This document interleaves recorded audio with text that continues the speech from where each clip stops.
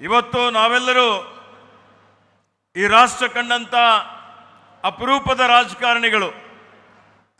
ಅದರಲ್ಲಿ ಸ್ವರ್ಗೀಯ ರಾಜೀವ್ ಗಾಂಧಿಯವರು ಇವತ್ತೇನವರು ಅತ್ಯಂತ ಇಡೀ ಜಗತ್ತೇ ಕಂಡಂತ ಒಬ್ಬ ಮುತ್ಸದ್ದಿ ರಾಜಕಾರಣಿ. ವಿಶ್ವದಲ್ಲಿ ಎಲ್ಲಕ್ಕಿಂತ ಸ್ಫುರದ್ರೂಪಿ ಪ್ರಧಾನಮಂತ್ರಿಗಳು ಯಾರಪ್ಪ ಅಂತ ಹೇಳಿದ್ರೆ ಅದು ರಾಜೀವ್ ಗಾಂಧಿಯವರು ಅಂತ ಹೇಳಿ ನಾವೆಲ್ಲ ಬಹಳ ಹೆಮ್ಮೆಯಿಂದ ಮಾತನಾಡ್ತೇವೆ. ರಾಜೀವ್ ಗಾಂಧಿಯವರಿಗೆ ನೋಡಿದ್ರೆ ಒಂಥರ ಸ್ಫೂರ್ತಿ ಬರುವಂಥದ್ದು. ಅವ್ರ ಮುಖದಲ್ಲಿ ಅಂತ ಒಂದು ಆಕರ್ಷಣೆ ಇತ್ತು. ಇವತ್ತು ನನ್ನ ವೈಯಕ್ತಿಕ ಜೀವನದಲ್ಲಿನೂ ನಾನು ಇಂಜಿನಿಯರಿಂಗ್ ಪದವಿ ಮುಗಿಸಿದ ಮೇಲೆ 85-86ರಲ್ಲಿ ನಮ್ಮ ತಂದೆಯವರು ನನಗೆ ಕಲ್ಕತ್ತಾದಲ್ಲಿ ಸೇವಾದಳದ ರಾಷ್ಟ್ರೀಯ ತರಬೇತಿ ಶಿಬಿರ ನಡೀತಾ ಇತ್ತು. ಅಲ್ಲಿ ಹೋಗಲೇಬೇಕು ಅಂತೇಳಿ ಹೇಳಿದ್ದಾಗ ಹೋಗಿದ್ದೆ ನಾನು. ಅಲ್ಲಿ 14 ದಿವಸ ಕಳೆದ ಮೇಲೆ ಅಲ್ಲಿನ ಸಮಾರೋಪ ಸಮಾರಂಭಕ್ಕೆ ಅಂದಿನ ಪ್ರಧಾನಮಂತ್ರಿಗಳಾದಂಥ ರಾಜೀವ್ ಗಾಂಧಿಯವರು ಬಂದಿದ್ದರು. ರಾಜೀವ್ ಗಾಂಧಿ ಅವರಿಗೆ ಪ್ರಥಮವಾಗಿ ನಾನು ಭೇಟಿ ಮಾಡಿದ್ದು, ಅವ್ರ ಜೊತೆಯಲ್ಲಿ ಮಾತನಾಡಿದ್ದು.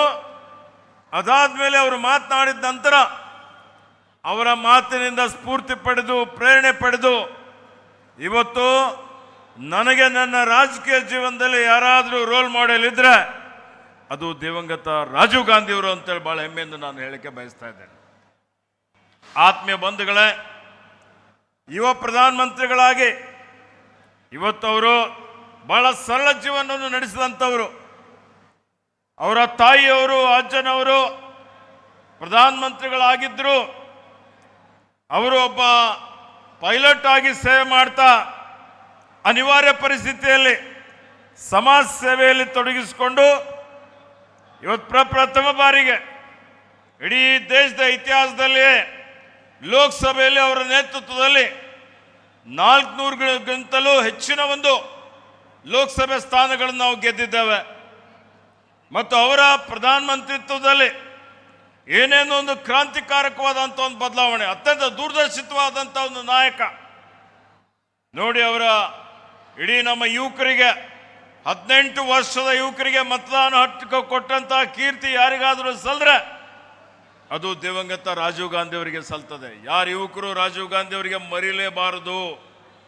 ಅದೇ ರೀತಿಯಲ್ಲಿ ಗ್ರಾಮೀಣ ಭಾಗದ ಅಭಿವೃದ್ಧಿ ಆಗಬೇಕು. ಮಹಾತ್ಮ ಗಾಂಧೀಜಿಯವರ ಕನಸು ಸ್ವರಾಜ್ಯ, ಏನು ಡಾಕ್ಟರ್ ಬಾಬಾ ಸಾಹೇಬ್ ಅಂಬೇಡ್ಕರ್ ಅವರ ಸಾಮಾಜಿಕ ನ್ಯಾಯದ ಕನಸು, ಪಂಚಾಯತ್ಗಳಿಗೆ ಹೆಚ್ಚಿನ ಒಂದು ಅಧಿಕಾರ ಕೊಡಲಿಕ್ಕೆ ವಿಕೇಂದ್ರೀಕರಣ, ಸಂವಿಧಾನದಲ್ಲಿ ತಿದ್ದುಪಡಿ ತಂದು ಇವತ್ತೇನು ಗ್ರಾಮೀಣ ಭಾಗದ ಜನರಿಗೆ ಅಭಿವೃದ್ಧಿಗೆ ಕಾರಣಕರ್ತರಾದಂಥವ್ರು ಯಾರಾದರೂ ಇದ್ರೆ ಅದು ದಿವಂಗತ ರಾಜೀವ್ ಗಾಂಧಿಯವರು.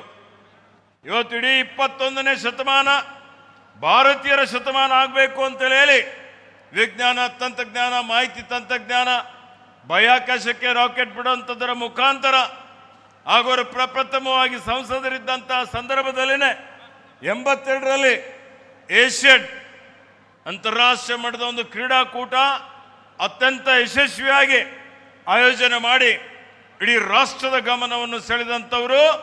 ನವದೆಹಲಿ ಅಂತಾರಾಷ್ಟ್ರೀಯ ಮಟ್ಟದ ಒಂದು ಮೆಟ್ರೋಪಾಲಿಟನ್ ಸಿಟಿ ಥರ ಅಭಿವೃದ್ಧಿ ಆಗಲಿಕ್ಕೆ ಕಾರಣಕರ್ತರಾದಂಥವರು ದಿವಂಗತ ರಾಜೀವ್ ಗಾಂಧಿಯವರು. ಸಂಪರ್ಕ ಕ್ಷೇತ್ರದಲ್ಲಿ ಬಹಳಷ್ಟು ಕ್ರಾಂತಿ ಮಾಡಿದಂಥದ್ದು. ಇವತ್ತು ನಾವೆಲ್ಲ ನೋಡ್ತಾ ಇದ್ದೇವೆ, ಇಡೀ ಜಗತ್ತು ನಮ್ಮ ಅಂಗೈಯಲ್ಲಿ ಅಂತ ಹೇಳ್ತೇವೆ. ಒಂದು ಮೊಬೈಲ್ ಸ್ಮಾರ್ಟ್ಫೋನ್ ಏನಿದೆ, ಇದರಲ್ಲಿ ಕೂತಲ್ಲೇ ನಮ್ಮ ದೇಶದ 140 ಕೋಟಿ ಜನರಲ್ಲಿ 120-130 ಕೋಟಿ ಮೊಬೈಲ್ ಫೋನ್ ಇದೆ ಅಂತ ಹೇಳಿದರೆ, ಅಂದಿನ ದಿನಮಾನಗಳಲ್ಲಿ ಅವರೇನು ದೂರದರ್ಶಿತ್ವ ಇಟ್ಕೊಂಡು ಇವತ್ತು ಏನು ಸ್ಯಾಮ್ ಪಿಟ್ರೋಡ ಅವ್ರ ಜೊತೆಯಲ್ಲಿ ಇಡೀ ದೇಶದಾದ್ಯಂತ ಇವತ್ತು ಆಪ್ಟಿಕಲ್ ಫೈಬರ್ ಕೇಬಲ್ ಹಾಕಿ ಇವತ್ತೇನು ನಮಗೆ ಅವರು ಭದ್ರವಾದಂಥ ಬುನಾದಿ ಹಾಕಿದ ಕಾರಣ ಭಾರತ ದೇಶ ಇವತ್ತು ಇಡೀ ಜಗತ್ತಿನಲ್ಲಿ ನಾವು ತಲೆ ಎತ್ತಿ ಮೆರೆಯುವಂತೆ ಮಾಡಿದಂಥ ಕೀರ್ತಿ, ಆಧುನಿಕ ಭಾರತ ನಿರ್ಮಾಣ ಮಾಡಿದಂಥ ಕೀರ್ತಿ ದಿವಂಗತ ರಾಜೀವ್ ಗಾಂಧಿ ಅವರಿಗೆ ಸಲ್ತದೆ. ಹೀಗಾಗಿ ಅವರಿಗೆ ನಾವು ಯಾವತ್ತಿಗೂ ಎಲ್ಲರೂ ಸ್ಮರಿಸಲೇಬೇಕಾಗಿದೆ. ಹಾಗೆ ದಿವಂಗತ ದೇವರಾಜ ಅರಸರವರು ಸಾಮಾಜಿಕ ನ್ಯಾಯದ ಹರಿಕಾರರು, ಭೂ ಸುಧಾರಣೆ ಕಾಯ್ದೆಯನ್ನು ತಂದರು, ಜೀತ ಪದ್ಧತಿಯನ್ನು ನಿರ್ಮೂಲನೆ ಮಾಡಿದ್ರು, ಮಲ ಹೊರುವಂಥ ಪದ್ಧತಿಯನ್ನು ನಿರ್ಮಾಣ ಮಾಡಿದ್ರು, 20 ಅಂಶಗಳ ಕಾರ್ಯಕ್ರಮವನ್ನು ಅತ್ಯಂತ ಬಹಳ ಒಳ್ಳೆ ರೀತಿಯಿಂದ ಅನುಷ್ಠಾನಕ್ಕೆ ತಂದರು. ಬಡವರಿಗೆ, ಹಿಂದುಳಿದವರಿಗೆ, ಶೋಷಿತರಿಗೆ, ದಲಿತರಿಗೆ ಇವತ್ತು ಅನೇಕ ಅವರಿಗೆ ಮೀಸಲಾತಿಯನ್ನು ಕೊಟ್ಟು ಇವತ್ತು ಅವರಿಗೆ ಸಾಮಾಜಿಕ ನ್ಯಾಯ ಕೊಟ್ಟಂಥ ಕೀರ್ತಿ ದಿವಂಗತ ಇವತ್ತು ದೇವರಾಜ ಅರಸರವರಿಗೆ ಸಲ್ತದೆ. ಹೀಗಾಗಿ ಅವರು ಮಾಡಿದಂಥ ಕೆಲಸ, ವಸತಿ ನಿಲಯಗಳಿರ್ಬೋದು, ಇನ್ನಿತರ ಅನೇಕ ನೀರಾವರಿ ಯೋಜನೆಗಳಿರ್ಬೋದು, ಮೈಸೂರಿಗೆ ಕರ್ನಾಟಕ ಅಂತೇಳಿ ನಾಮಕರಣ ಮಾಡಿದಂಥದ್ದು ಇರ್ಬೋದು, ಯಾವತ್ತಿಗೂ ಎಲ್ಲರೂ ಸ್ಮರಿಸಲೇಬೇಕಾದಂಥದ್ದು. ಹೀಗಾಗಿ ಇಬ್ಬರು ನಾಯಕರು ನಮಗೆ ಇವತ್ತು ಆದರ್ಶರಾಗಿದ್ದಾರೆ. ಅವರಿಗೆ ನಮನಗಳನ್ನು ಸಲ್ಲಿಸುತ್ತಾ ಅವರ ದಾರಿಯಲ್ಲಿ ನಡೆಯುವಂಥ ಕೆಲಸ ನಮ್ಮ ಸರ್ಕಾರಗಳು ಮಾಡ್ತಾ ಇದೆ. ಹಿಂದೆ ನಮ್ಮ ನಾಯಕರಾದಂಥ ಸಿದ್ದರಾಮಯ್ಯಜಿಯವರು ಎಲ್ಲರಿಗೂ ಸಾಮಾಜಿಕ ನ್ಯಾಯವನ್ನು ಕೊಟ್ಟು ಉತ್ತಮ ಆಡಳಿತವನ್ನು ಕೊಟ್ಟಿದ್ದಾರೆ. ಈಗ DK ಶಿವಕುಮಾರ್ ಅವರು ಉತ್ತಮ ಆಡಳಿತ ಕೊಡ್ತಾ ಇದ್ದಾರೆ. ಅದೇ ರೀತಿಯಲ್ಲಿ ನಮ್ಮೆಲ್ಲರ ನೆಚ್ಚಿನ ನಾಯಕರಾದಂಥ ರಾಹುಲ್ ಗಾಂಧಿಯವರು ಈ ಒಂದು ಕೋಮುವಾದಿ, ಮನುವಾದಿ ಕೇಂದ್ರದ BJP ಸರ್ಕಾರದ ವಿರುದ್ಧ ಇವತ್ತು ಹೋರಾಟ ಏನು ಮಾಡ್ತಾ ಇದ್ದಾರೆ, ಯುವಕರ ಪರ, ವಿದ್ಯಾರ್ಥಿಗಳ ಪರ, ರೈತರ ಪರ, ಸಾಮಾಜಿಕ ನ್ಯಾಯದ ಪರ, ಅನ್ಯಾಯದ ವಿರುದ್ಧ ಹೋರಾಟ ಮಾಡುವಂಥ ಕೆಲಸ ಮಾಡ್ತಾ ಇದ್ದಾರೆ.